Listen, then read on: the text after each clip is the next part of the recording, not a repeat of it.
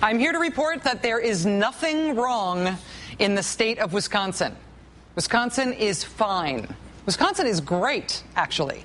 Despite what you may have heard about Wisconsin's finances, Wisconsin is on track to have a budget surplus this year. I am not kidding.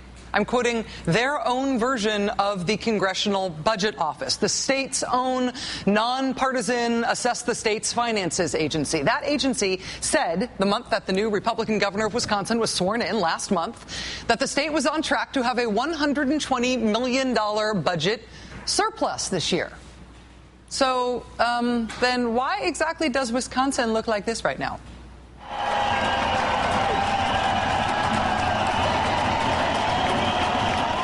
Why is there a revolt in the American Midwest tonight? Why are we in day 3 of massive, massive protests? Real upheaval in Wisconsin's capital city of Madison. Why are we seeing what was described today by my friend John Nichols, a 7th-generation Wisconsinite, as perhaps the biggest protests that have been seen in that state since Vietnam? Why is this? Look at this. Why is this happening? As the state's own finances show, it is not happening because people who work for the state are the cause of some horrible budget crisis. It's not because teachers are lazy and rich. It's not because greedy snowplow drivers have bankrupted the state somehow. The state is not bankrupt. Even though the state had started the year on track to have a budget surplus, now there is, in fact, a $137 million budget shortfall. Republican Governor Scott Walker, coincidentally, has given away $140 million worth of business tax breaks since he came into office. Hey, wait, that's about exactly the size of the shortfall. What is happening in Wisconsin right now has absolutely nothing to do with public workers.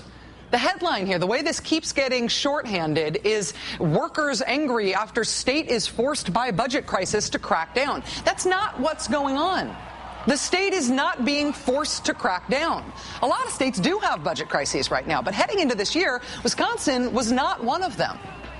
The main headline that you are seeing right now about this remarkable thing, look at these images, this remarkable thing that's going on in the American Midwest, the headlines you are seeing about this are mostly wrong. Because what's going on right now in the American Midwest is about Republicans versus Democrats. It is about politics. It is about who wins the next election and the elections after that. That's what's going on right now in Wisconsin. This is about the survival of the Democratic Party. There are parts of the story that actually don't make any sense unless you understand that. One thing that doesn't make sense, Wisconsin's Republican governor, this guy Scott Walker, has proposed essentially dismantling all of the unions for everybody who works for the government, right? That's what this is all about. He has proposed dismantling the unions for people who work for the government, except for cops and firefighters and state troopers. Why are they exempt? Is it because they're all law enforcement and emergency services, therefore they need unions more than other state employees?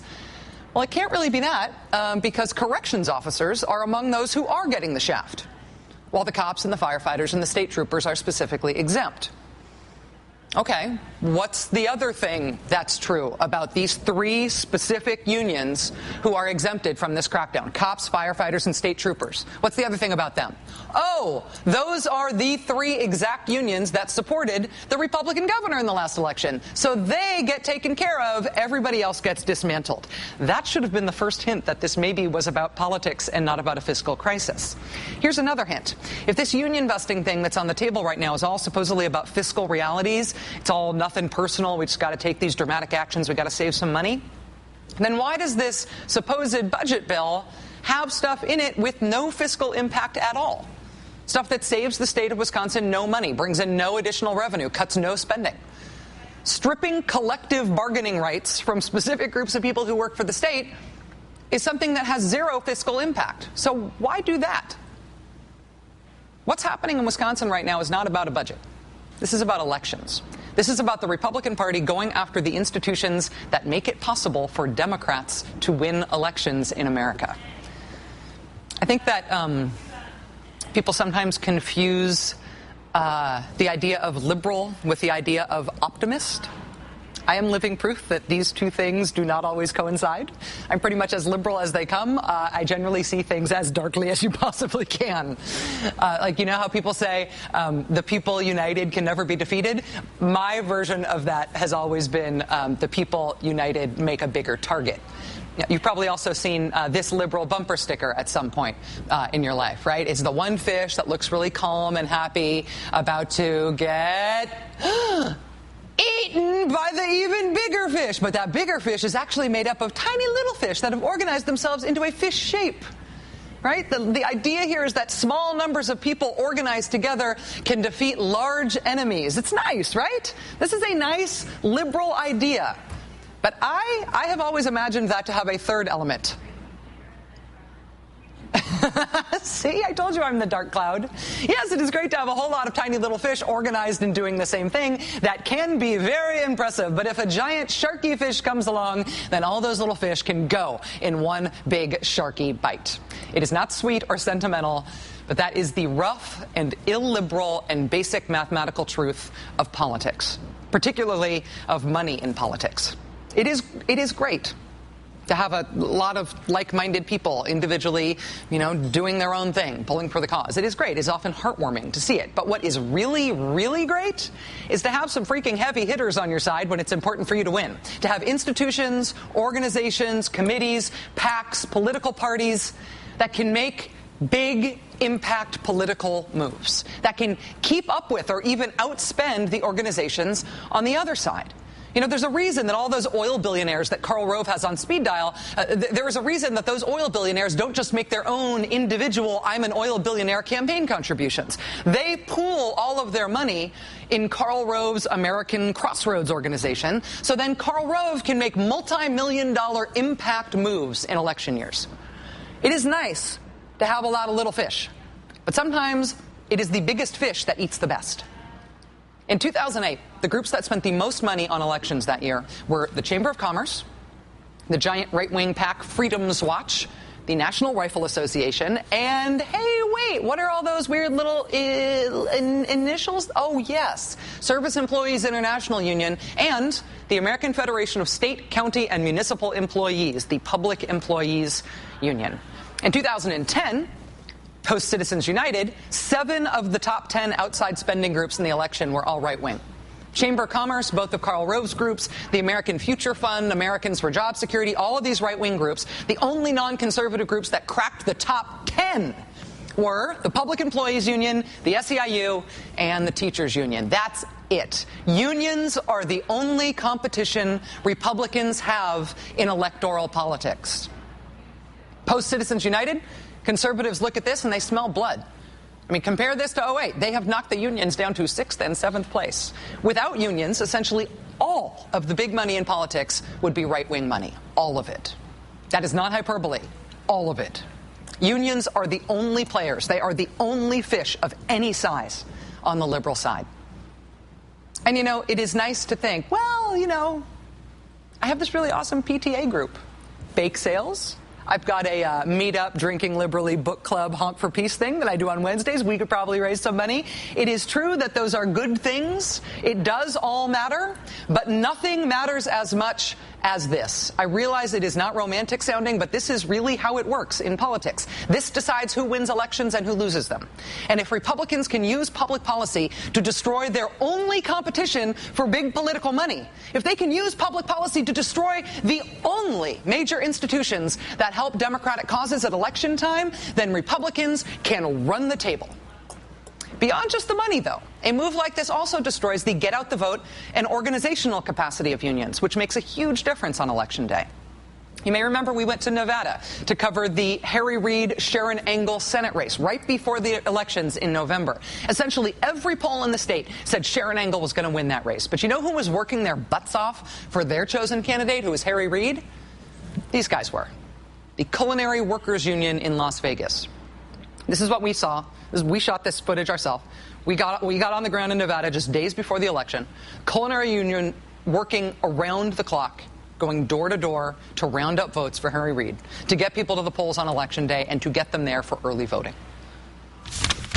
Nevada has 2 weeks of early voting, so we try to do turnout every day because it's convenient, it's easy, and it's a lot quicker than on Election Day. Obviously, we'll do Election Day too, but more than half the vote will be in early voting, so it's important. If you were a Republican politician and you had the chance to dismantle an organization like that, an organization that was helping the other side, wouldn't you do it? What's happening in Wisconsin right now is about Republicans versus Democrats. It is about elections. We saw the same thing with Acorn. You remember the right-wing jihad against Acorn? What did Acorn do to earn that? Well, Acorn, for years, registered huge numbers of minority voters and poor voters. Minority voters and poor voters overwhelmingly vote Democratic when they vote. There were not any real problems with the way that Acorn registered people. This whole Acorn voter fraud epidemic was essentially made up out of whole cloth. The only problem with Acorn and its voter registration is that they were really good at it, and that helped Democrats. You know what else Acorn did? They did really smart political organizing and really smart political strategy. They put things like raise the minimum wage proposals on the ballot in states that had key elections. Why is that important? Well, first, raising the minimum wage is a nice thing to do for poor people. It's also nice for the economy as a whole, it turns out. Second, when you ask people if they want to raise the minimum wage, people essentially unanimously scream yes. It almost always passes, and it almost always passes by large margins. But third, raising the minimum wage is such a popular idea that there's some evidence it actually causes people to go out and vote who would not otherwise vote. It raises voter turnout, particularly among liberal voters, who then, since they're there anyway, are likely to also cast their votes for Democratic politicians. They are there already. What anti-gay marriage ballot initiatives are to Republican voter turnout? We all learned that lesson. Higher minimum wage ballot initiatives are to Democratic voter turnout. And Acorn spearheaded that. Smart. Acorn was not a Democratic organization, but Acorn's work was very politically beneficial to the Democratic Party, and so therefore the right decided that Acorn had to be destroyed. And unions. Unions are not democratic organizations, but unions' work is beneficial to the Democratic Party. They are the only institution of any side on the liberal side of the equation. Corporate America, all of corporate America, is on the Republican side. The only institutions of any size, with any heft at all, on the liberal side are the unions. So, of course, they too must be destroyed. This is an existential fight for the Democratic Party. This is about whether or not the Democratic Party exists. This is why Republicans want to do this so bad. If you break the public sector unions in Wisconsin, then you can break them anywhere. And if you break them everywhere, then it is bake sales versus billionaires for not only this next election, but for every election here on out. Republicans run the table. Bake sales on one side, billionaires on the other. That's it. This is an existential fight for the Democratic Party. And Democrats who don't get that are being willfully ignorant. This is an existential fight for the Democratic Party, and that's why Democrats in Wisconsin are doing what they are doing right now in Wisconsin. That's why Wisconsin looks the way it does right now. That's why the streets of Madison were shut down to traffic today, because of the sheer number of people who turned out. That's why people slept in the Capitol Rotunda overnight. That's why the state legislature looked like this today. Democratic legislators wearing orange T-shirts that read "Assembly Democrats Fighting for Working Families." And that is why 14 Democratic state senators in Wisconsin went AWOL today. They refused to turn up for the anti-union vote scheduled in the state Senate today. Right around noon, these Democrats just disappeared. And in their absence, the Republicans could not get a quorum, and therefore they were unable to hold their big anti-union vote, which they plan to hold today and they plan to win. To avoid the threat of being forcibly returned to the state capitol, Democratic senators did not just not turn up at the state legislature today, they fled the state. What is happening in Wisconsin right now is not about the budget. It is not about teacher tenure. It is not about whether or not librarians have too good a dental plan. That is not what this is about. This is about Republicans versus Democrats and whether or not the Democratic Party will continue to compete with the Republican Party. Whether or not the Democratic Party will continue to exist in any meaningful sense. One of the Democratic state senators who fled the state today in order to block this bill will join us from an undisclosed location next.